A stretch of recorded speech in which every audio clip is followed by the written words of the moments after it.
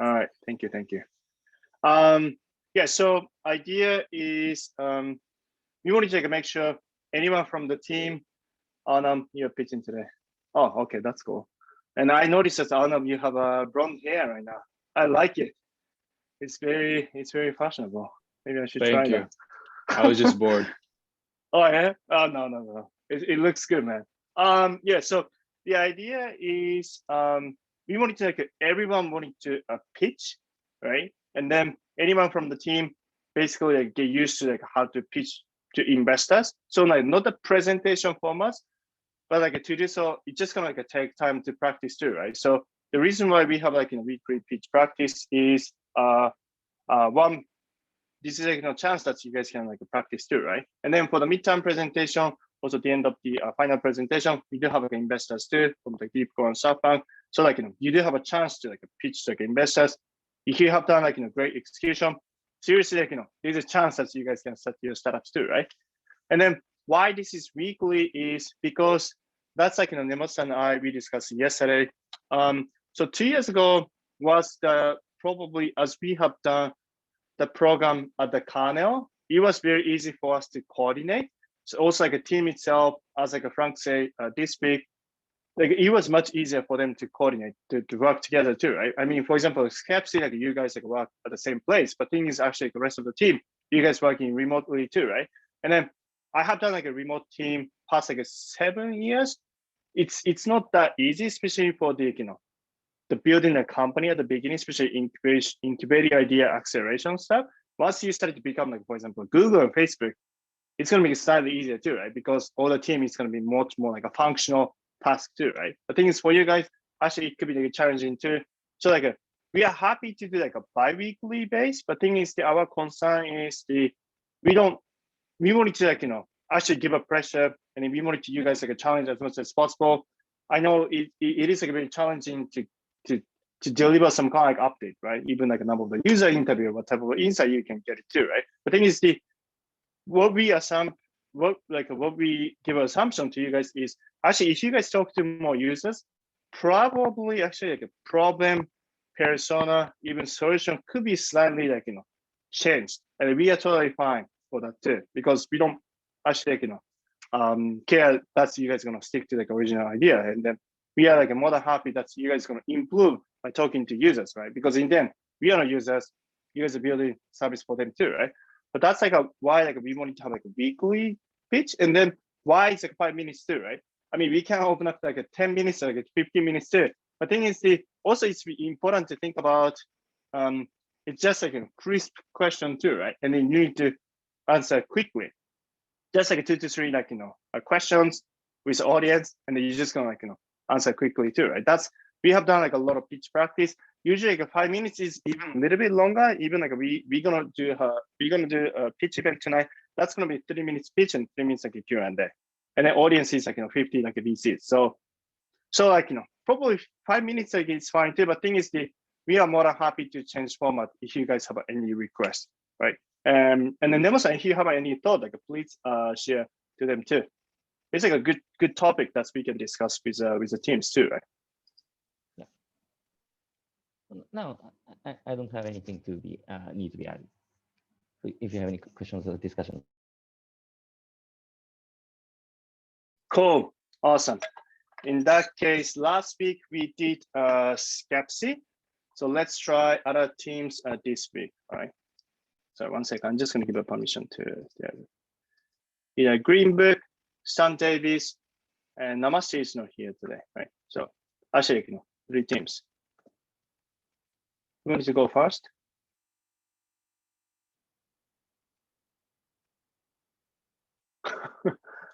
All right, in that case, what is that? Let's have Jack go first. He wasn't here last time. All right. Jack? You say Jack. Yeah, that sounds like Hytham. Oh, okay. All right. All right, cool. Yep, I mean, you guys could share screen anytime. And if you're ready, you can set the pitch. Hytham. Right. And then just one suggestion to you guys is just gonna think about if you were VCs, right, investors, angel investors too, right, you'd have a like probably like a 50K, like 100K extra money. Would you invest this company? If so, what type of question you wanted to know, right, from like these teams? If you can like try to ask like a question more to the other teams, that could be like helpful for the teams to like think about, oh, we haven't thought about it, like let me get back to you, or you're gonna work on that question too, right? So just like try to think about or like ask question if you are VC, right? At some point you guys could be too, actually. Right, you ready? Not yet. Give me like 1 minute. All right, all right.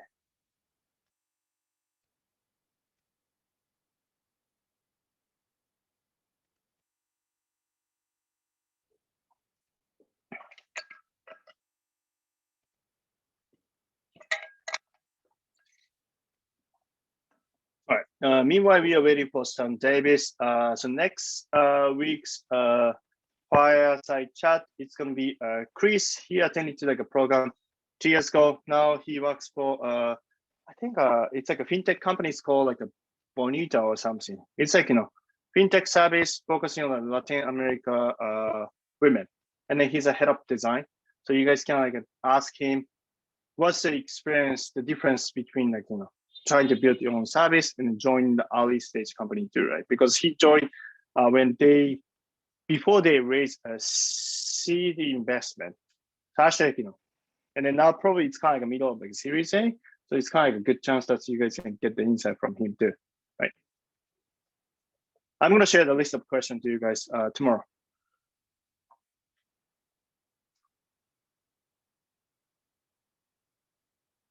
Cool. All right. I'm just gonna mute myself, and if you're ready, I'm just gonna start. You can start it like a pitch anytime. Right. You can see the screen, like the full screen, or no? Oh, awesome. Gotcha. Well, so this is Stan Davis, and we are a company that works on disrupting the hospitality industry.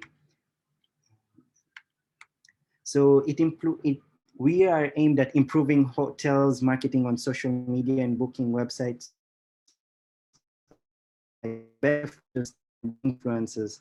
Basically, we are trying to make this similar to Uber, but for hotels and marketing. And the way forward is that we are starting with hotels because they were really challenged during this time of the pandemic, but we have the capability of improving and scaling up to other businesses such as restaurants and other small businesses. So basically we try to connect people as you and me who know how to maybe use Instagram, and we're able to make money out of our posts at the same time helping the businesses grow.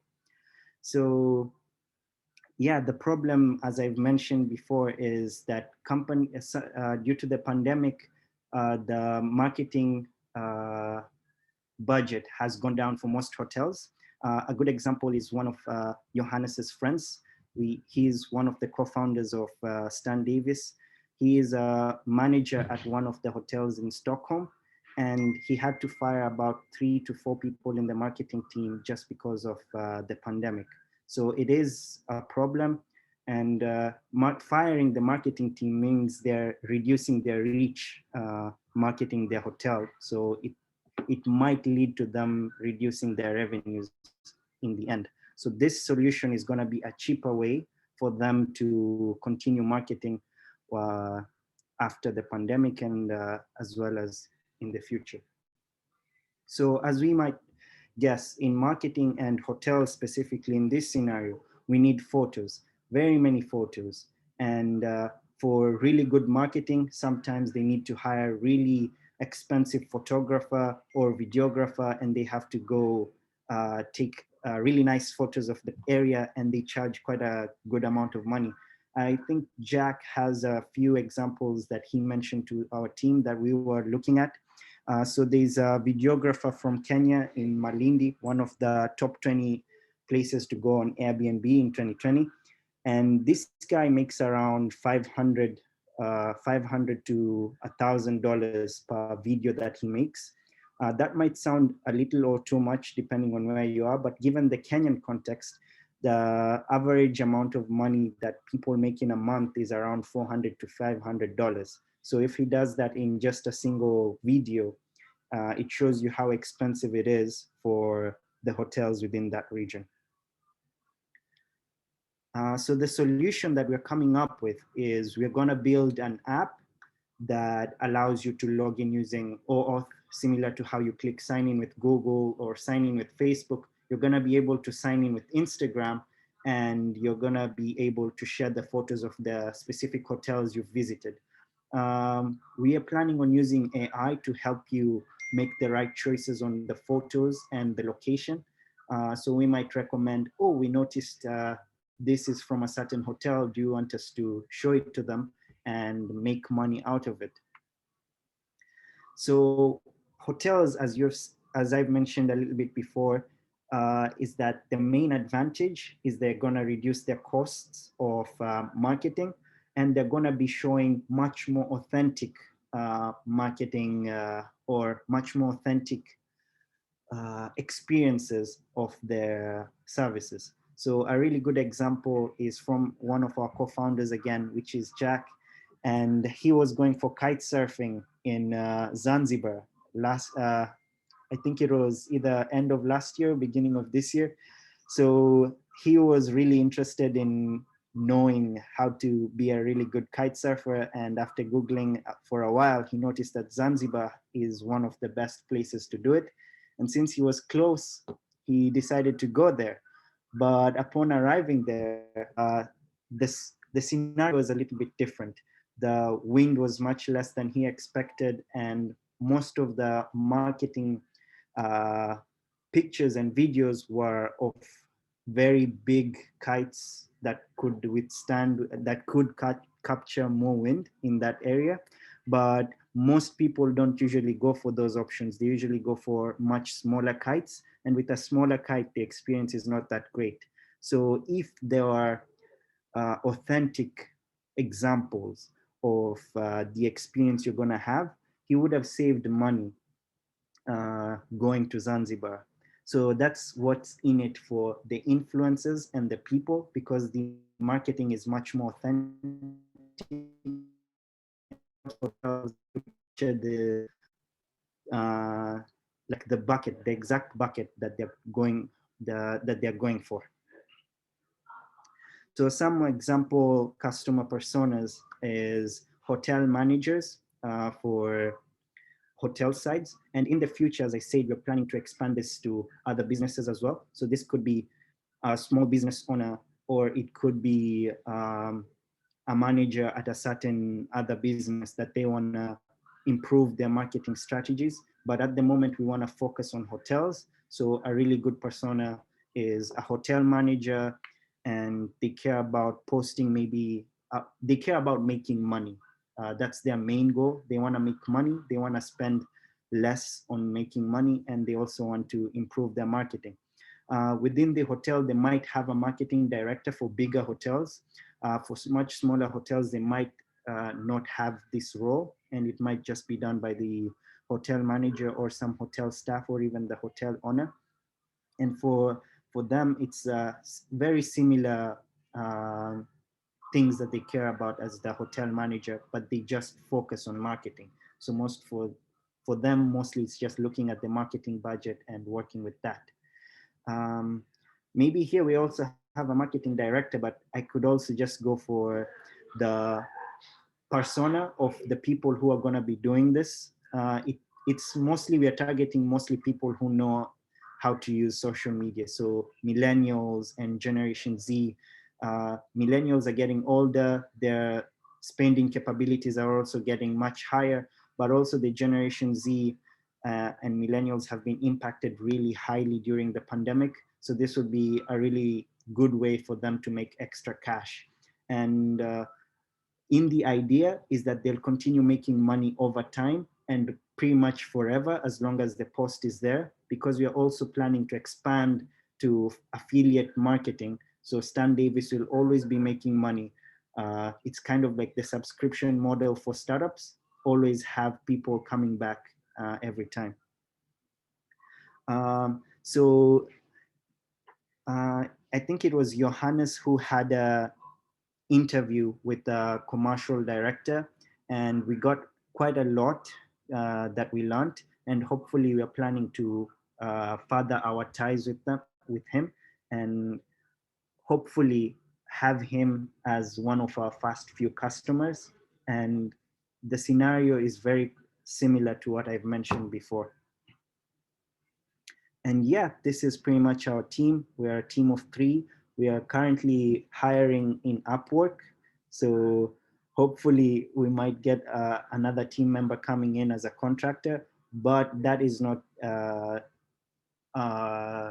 really it's not a pain point for us, because we have a really good team with diverse skill sets in business, technology, and more.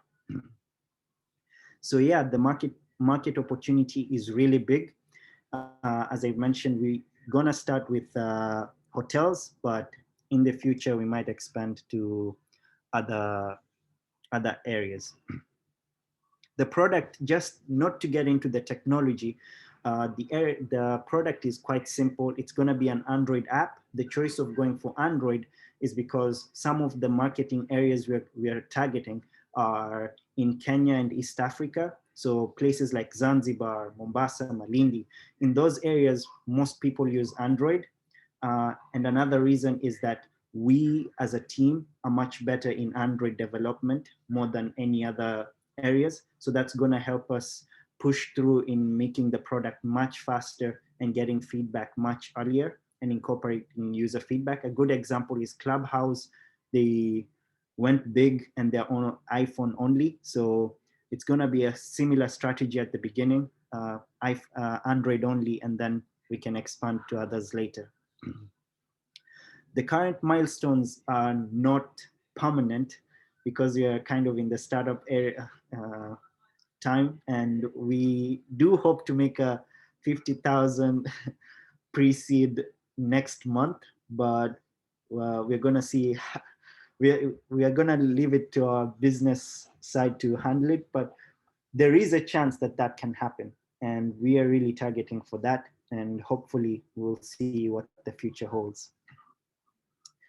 Yeah, so it's very simple. Next, Instagram, using the app and just share your photos, and hopefully that's going to be less than 3 clicks for everyone. And yeah, this is the technology we're using, Kotlin. We're planning also to use a much more newer technology, Jetpack Compose.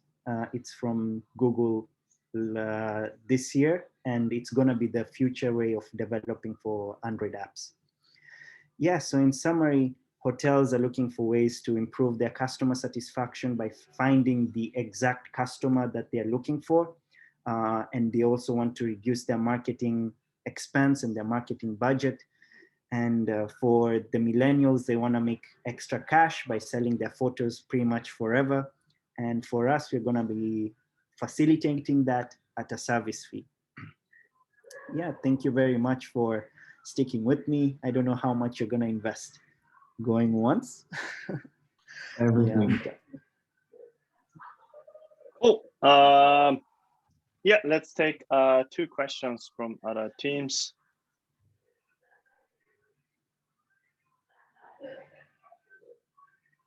Yeah, go ahead, Skepsit. I have 2 related questions.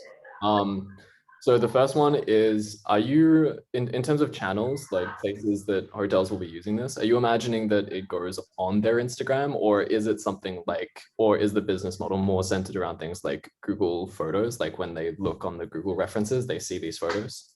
Because the first seems more recurring, the second seems more like once off or like once every couple of years. And then the second thing is, are you planning to leverage the influencers behind the photos at all, or is the idea to distance the influencers from the photos once they're bought by the hotels? Great questions. So the first one is, one of the answers is actually connected to the second question. So just to recap, your questions are we gonna be posting the photos on the, let's say, the hotel's Instagram feed, or are they going to stay on the influencers feed? And the second question was, are we going to be kind of supporting the influencers? I think that's kind of the way, like, or maybe am I getting it wrong? So first question is about like, so when hotels buy this, do you imagine they're buying it for things like Instagram in most cases, or things like once-off Google Photos, or like what channels will the marketing managers in the personas, what will they use them for? Because I think that changes a lot in terms of business model and things. Yeah, so at the beginning, we're just targeting Instagram. In the future, we might expand to others, but we are targeting Instagram at the moment. And the reason for that is we wanted to create our own social media, but we got advice that it's much better to leverage what people already use. And in Kenya, Facebook is not that big as in other areas. Instagram is much bigger, and it's similar. It's a similar case in East Africa. And since Instagram is actually great in most of the world, we're planning to stick with that among the other options that are there. And then if it's sticking with influencers and kind of promoting them, we do have the two business models that we're trying to experiment with, which is selling the photo to the hotel and it's staying on their feed. And the other one is it's staying on the influencers' feed and they continue getting money from just their feed. I don't know if that answered your questions or if I misunderstood them. Cool. Anyone has any question? Yeah, let's take Arnab and then let's move to another question, another team. All right, go ahead. Yeah, sure. So if I am this very narrow-minded hotel manager that wants to basically just pick up photos from Instagram location tags for my hotel or my chain of hotels, what are you going to do to convince me to use your service instead? Because I have been for a couple of years using these photos. Sometimes I give influencers a small commission for featuring their images on my channels, and it's not been very expensive. How would you convince me otherwise? Yeah, for sure. So it's going to be the same thing. It's going to be relatively cheap, almost similar priced with you looking for it. But the thing that we're solving is you don't need to look for it. We'll just show you everything that you need and it's just a click away and it's yours. So that's what we're trying to solve.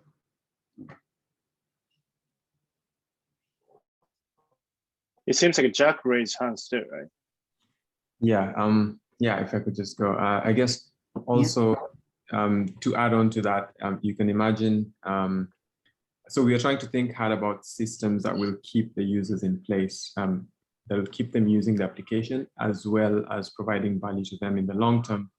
And if you could imagine the hotel as well as the influencers who contribute to the hotel profile as a team, in the sense that every time there's a booking, everyone benefits. For example, if the three of us, me, Arnav, and Haitham, created content for a certain hotel, and that content maybe was approved by the hotel and therefore shows up in the hotel's profile, and then each time that hotel makes a booking, everyone who is part of that team, everyone who has contributed to that hotel's profile in some way, gets a compensation that is proportional to the amount of contribution they have made. For example, if I have 50% of the content for that hotel on the hotel's profile, I would make way more money than someone who just has one photo on that hotel. So that is an incentive for people to create more content.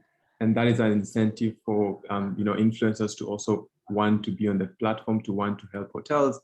And hotels are also winning in the sense that they're getting better content and people can trust them much more.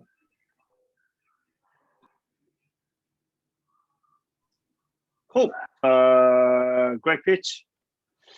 All right, so let's move to next one. Let's try Greenbook. All right, let me start sharing my screen. All right.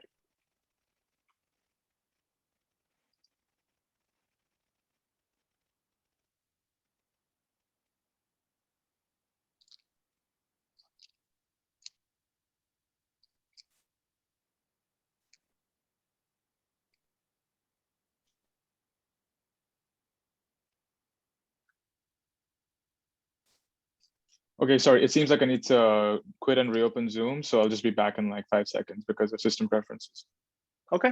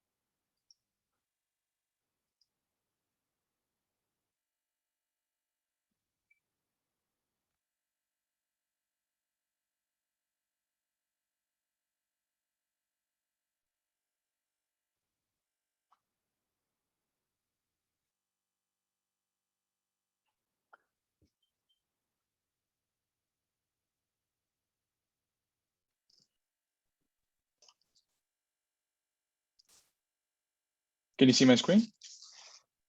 Yes. I think you need to, yeah, move to like another screen, another Can you see this? window.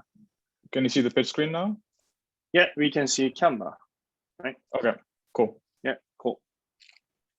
You can start anytime. I'm just gonna start to like. All right, sorry about the delays.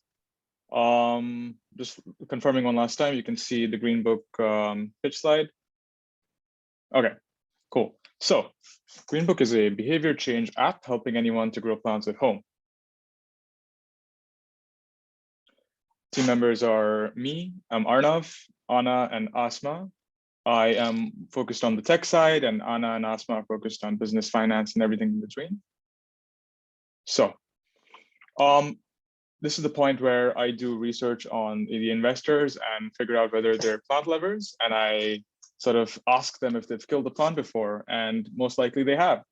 And so, well, that's relatable. I've done it many times. I've felt utter pain. I've tried planting seeds. I've tried, putting in the soil, putting it in pots. Tried getting different kinds, genetically advanced. Sometimes it just doesn't work because there's always something that we're overlooking, always something that we don't understand when it comes to growing plants well. Greenbook will provide its users the knowledge to help their own plants thrive so that you never kill a plant again. And you will have a loving community to support you on this journey as you start growing more and more plants for your household or for your community. So here are 2 customer personas. The first one's Catherine. You can see by the image that she just loves plants. She's got a plant in every room of her house. She has done a lot of research into what plants are best for the household, and she would love to share her knowledge on, not killing plants. Justin is the target user. He has killed every plant he ever had. He, decided to give gardening a try, and well, it's just trendy. You see a lot of plant TikToks, a lot of reels on Instagram of people just growing really cool stuff in their homes. All right, so we need to create a long-lasting behavioral change. It's not enough for you to say, okay, well, I'm paying the subscription, I'm using this app for a month, and well, I'm not going to kill any plants during that period of time. That may be good for us if a person is willing to pay a subscription, but it's not good in general for the community if you just keep killing plants, if you just never change your ways, because in the end, that's the aim that we wish to achieve. So, behaviors emerges in interaction between our intentions, attitudes, beliefs, and perception of how difficult the task is. We're all different kinds of people, and in some way or form, there's always an invisible barrier to growing plants well that we hope to let you find and rectify. All right. As you can see, this is our first screen. Here you can find all sorts of planting advice. You can find really cool articles to read, recipes using the plants that you are growing yourself or those available nearby in your community, people willing to share. Here you can see the community map, all the people in the nearby Greenbook community that are willing to share their knowledge and that are willing to, help out and connect for events and such.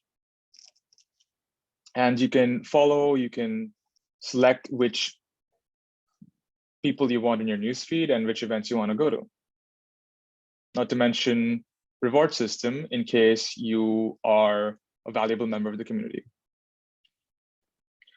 Now, for monetization, we're looking at a freemium AI advisor that's going to be able to take a look at your plant every single day. So you take an image every single day, it takes you maybe 5 seconds, and you get all the insights you need about how it's growing, things you need to do. We store the data locally as well as in our servers, so you have access to it all the time, offline or online, and are able to chart your progress and keep on track. It's basically like a fitness tracker, but for your plants. So there you have it. There's some other maps on the screen, and you can see a global community map for you to get motivated about growing plants, looking at how other people all around the world are growing very cool plants. We're also looking at getting a store in place where you can very easily figure out, based on the advice you're getting on the app, what kinds of equipments and tools that you need to, do better, grow your plants better. And, it's a huge market. You can see that just in the United States alone, the market's around $15 billion for these kinds of tools and equipment. And just it's way higher for the global market. And that's about it. Thank you for listening to this pitch. And yeah, let me know if you have any questions.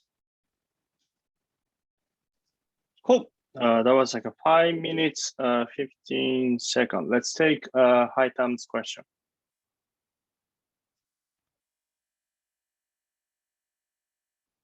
Oh, your mic is muted. Sorry. The first question is, how much roasting should it be? Should I down? How strict? And did you get it? Would you mind repeating, Haitam? Sure. I was just asking, how much roasting should it be? Should we dial it up? Should we dial it down? Like how strict? Do you mean like roasting people?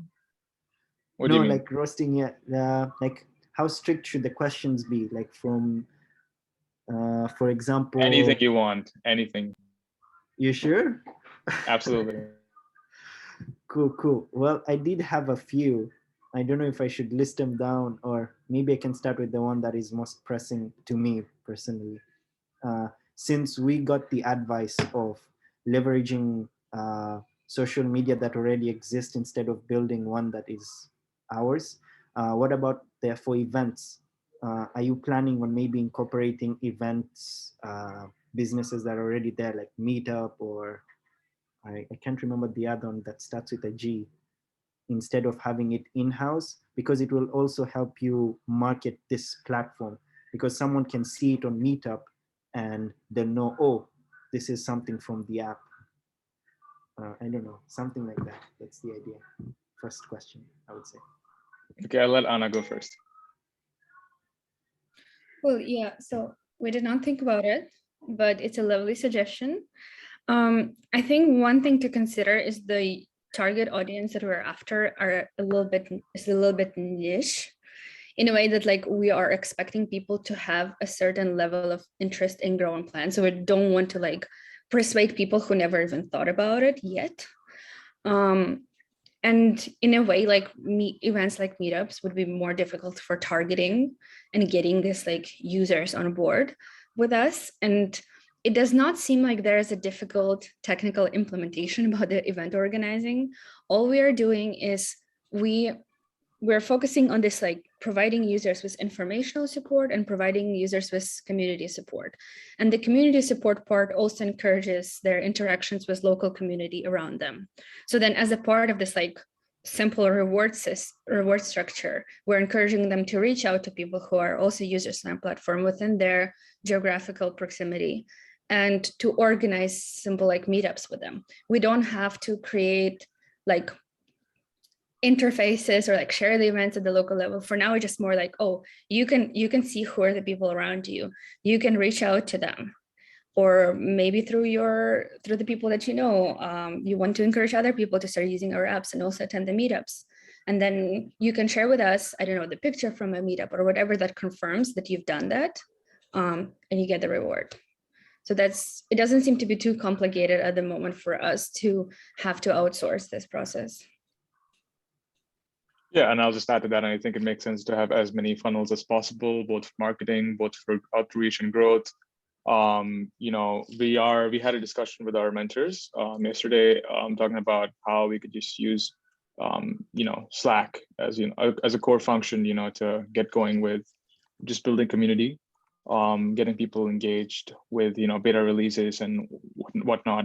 And we can always have, and it absolutely makes sense to go on Meetup, Eventbrite, any such platform possible, and directly link to the app and to events. And then, you know, we can even market the app at such events.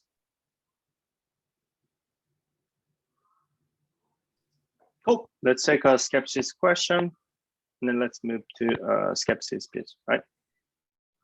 Yeah, this is just something I think would be really cool to include in your pitch for me personally. Is so you mentioned cognitive behavioral science as a value proposition early on in the pitch. I think maybe as a way of differentiating yourself from the solutions that already exist, like YouTube videos and wiki stuff and everything. And I think it would be really cool to have like concrete representations and examples of how cognitive science is manifested within the UX and the UI. Because I think like it's one of those words that like it's very easy to say, and to get it correctly, it's really hard to implement. So that would be really cool to see. I'm just gonna say, been there, done that. We actually included examples of like how specifically cognitive like behavioral theories would be applied to our app, and showed examples of the UX UI. And Professor Lucer from the business college literally were like, none of the investors would care about it. Do not include that. Just keep it very simple. We don't care about the behavioral science. So that's kind of what motivated our decision to just like really simplify it and be like, well, this is what goes into the behavior. This is how we're trying to consider it with informational and like community, like social aspect of support. So we try to make it super simple. But if people would like keep giving us feedback about the need to include like more concrete examples and elaborate on behavioral science, like we're happy to do that. And we already have the pitch that focuses on that.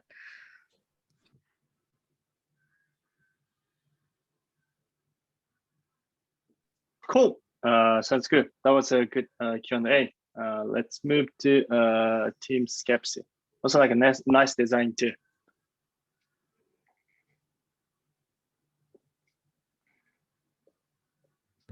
Yeah, can you hear me? Yes, we can hear you. Well, today is Leo. I like it. Like, you know, every team is trying like a new person. Rotating through, yeah.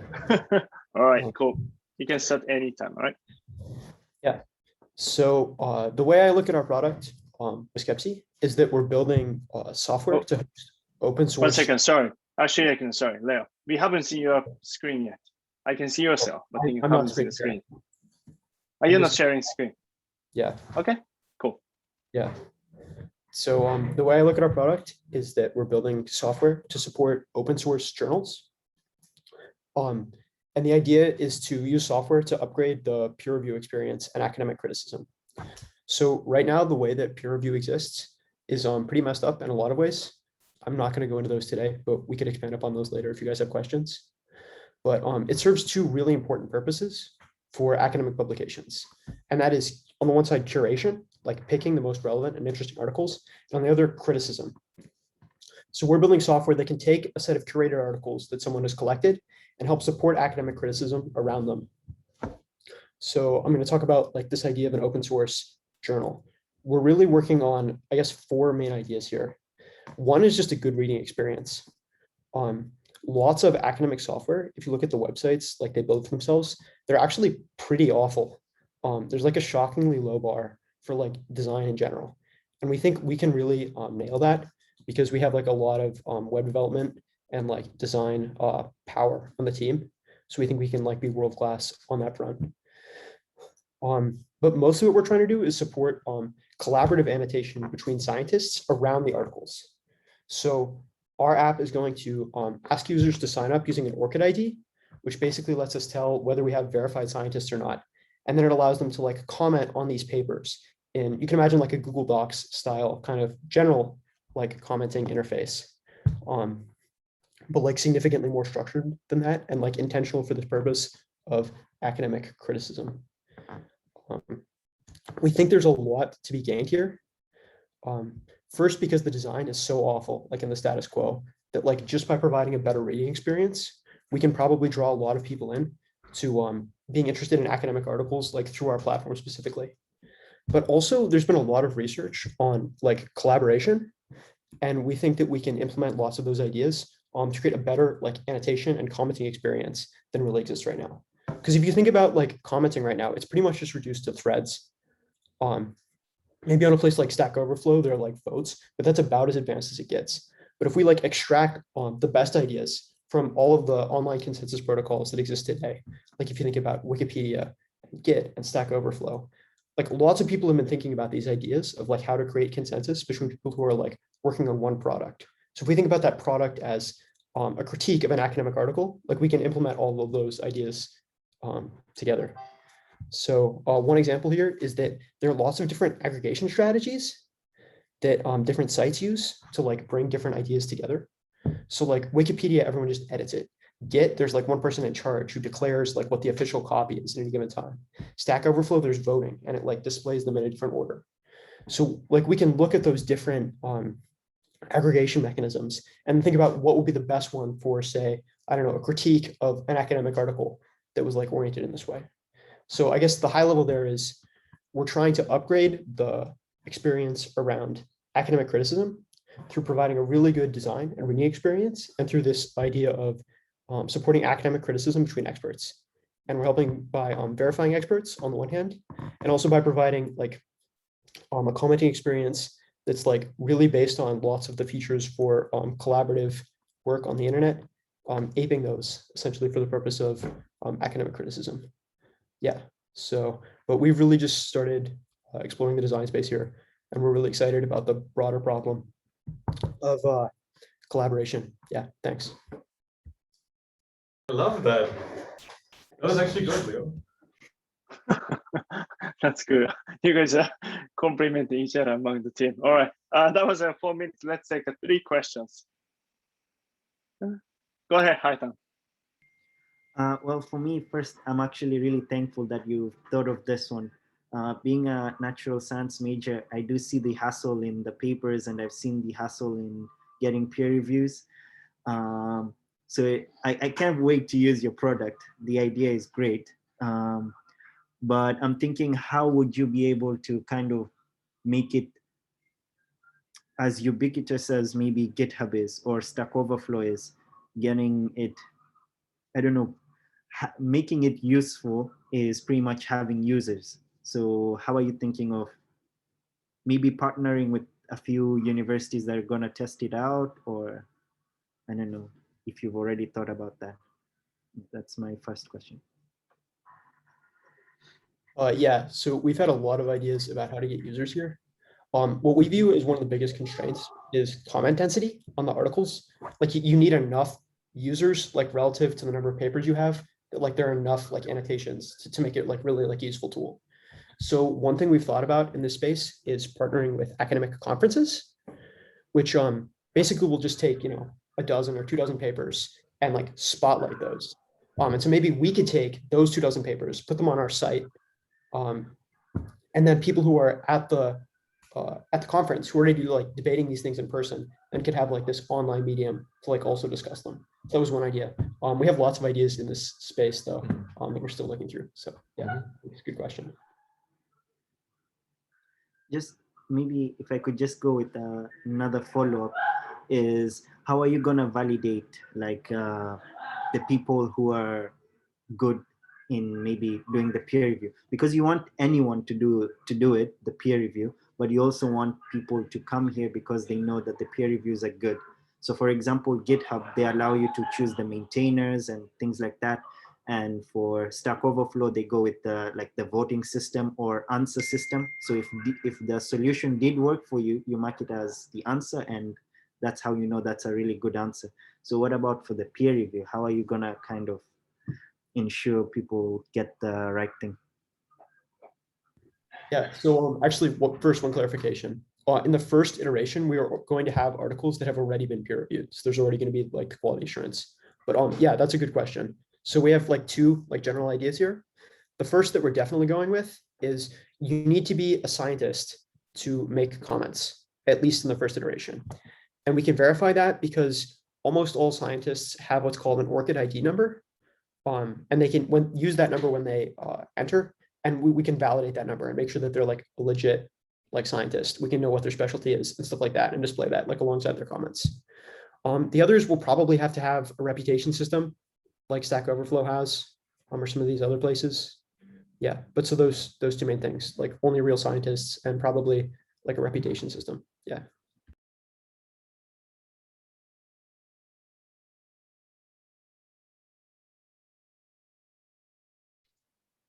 I think this is a great question. Let's take Jack's question. Yeah, so as an investor, how do I get my money back? Yeah. So right now we're not looking at making lots of money actually. We're mostly thinking about like how to support this, just like academic discussion. We have looked at a few monetization angles. We pretty much ruled out ads and subscriptions as being like kind of insulting to academics. Like they probably wouldn't go for that. The one main is the data that's generated through the sanitation process. So we could think about using that to train machine learning models, or maybe if a paper goes on the site and we can think about how to like aggregate the user's comments into like a score or some kind of summary of like how high quality the paper is. That's on the one side. The other side is we're building this software. So maybe we can just sell that. Like if companies need like an internal tool for maybe solving these kinds of like collaboration problems. But yeah, money is not the main goal here.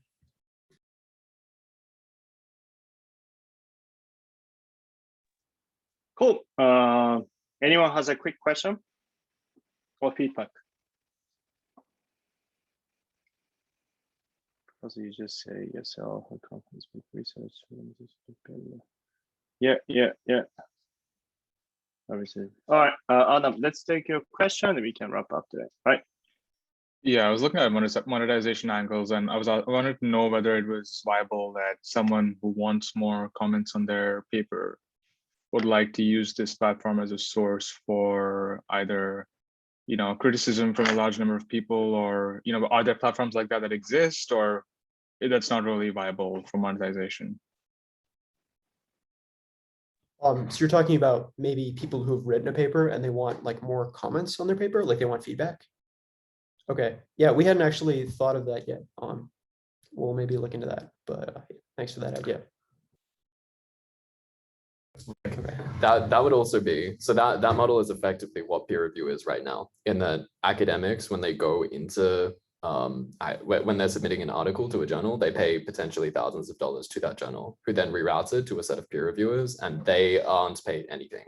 That's why journals have massively high margins, is because they have academics paying them a lot of money, and they really don't have any overhead, and they don't have any salaries for the academics that do the actual service that they provide.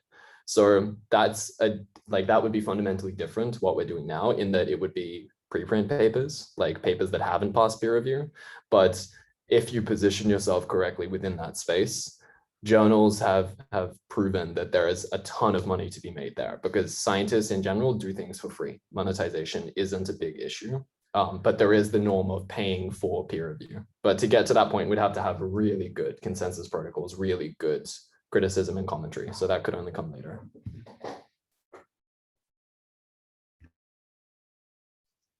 Cool. That was a good pitch. Nelson, do you have any feedback or comment to other teams? Okay, thank you for your pitch, and I was very, yeah, I enjoyed your pitch. It means that you're very structured, and I think that compared to the last week, we can see you as some kind of passions. So passions is truly important, and of course, the pitch itself is a very logical activity, but also you need to drive something emotional aspect for the investors. It's a very characteristic for the early stage investment. So for the later stages, you can have many data or products or some voice which can support your ideas and products. But on the first stage, you don't have enough information. You can take a look of the other company's pitch so that you can see, oh, just this information they get invested. So that is that's happening during the pitch. So I think that now you have some good understanding for the criteria of the pitch. So I think that for the next few weeks, my comment is to let's try to focusing for the emotional goal of the pitch. So I just posted on the Slack channel on a weekly pitch. So that what kind of emotion or what kind of thought should be occurred in the investor's mind or brain, that is truly important. So these criteria is heavily connected to the what kind of feelings or what kind of thought or what kind of ideas should be emerging when the investors listen to your pitch.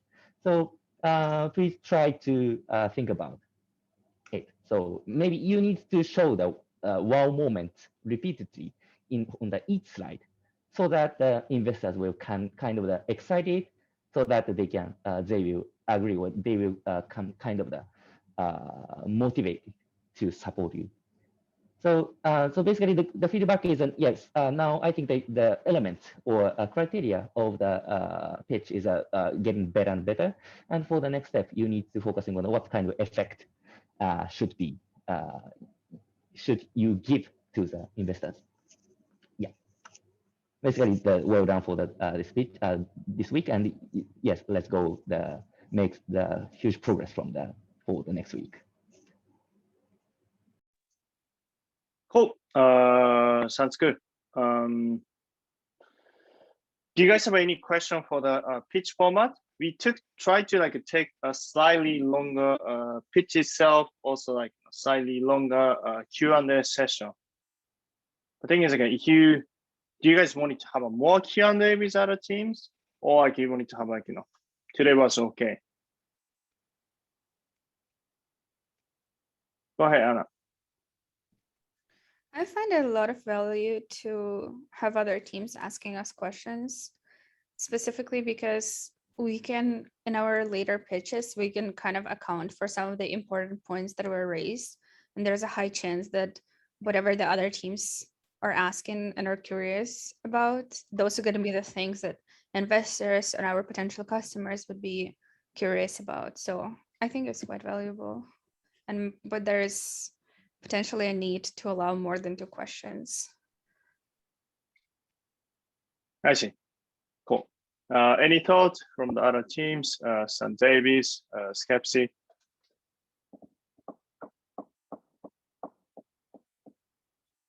All right, go ahead, Anna. Yeah, I just love to try different pitch styles, elevator pitches, or pitching to technical investors, pitching to business-minded investors, pitching to a mix of them, so you can focus on both. So if there's like a focus for each pitch, we could try to change our dialogue a little bit each time to get better at explaining the product. I see. That's a good feedback too as well. Okay, that's cool. We're gonna discuss and then gonna get back to you guys too. Thanks for you guys' feedback. Cool. And then one thing, like, the someone like a conversation is going on Slack. Just like, be clear, from like, my opinion is, you don't have to like spend entire your team resource to any like a market research, right?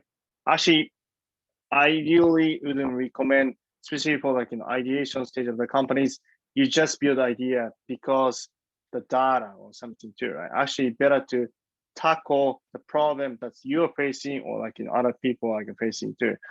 To do so, especially to get the insight, that's why it is very important to get the user interview and then try to get the insight as much as possible. Same time, as like Watson say, these people who's going to be ideal your area laptop too, right?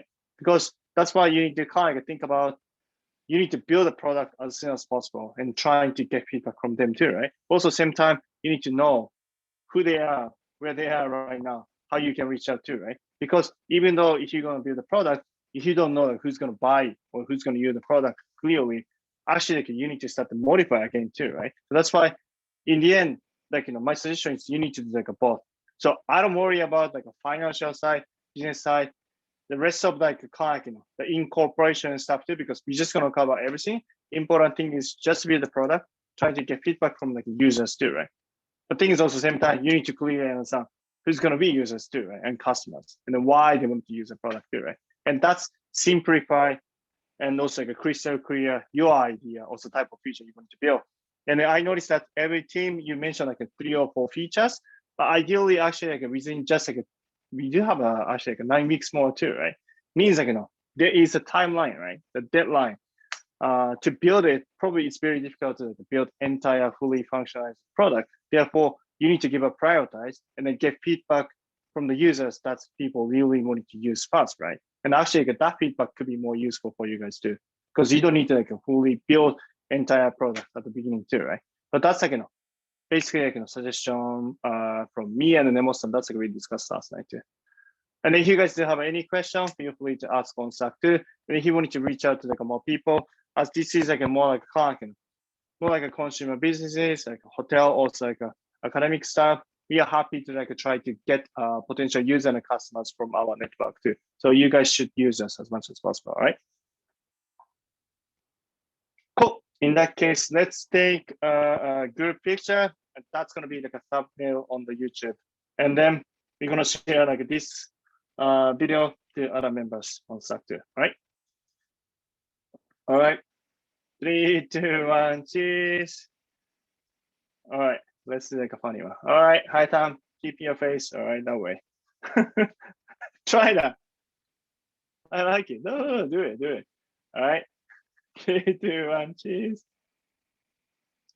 All right, awesome. In that case, see you guys on Slack. Have a good one. Great job, Okay. guys. Bye. All right, bye. Bye. See you, everyone.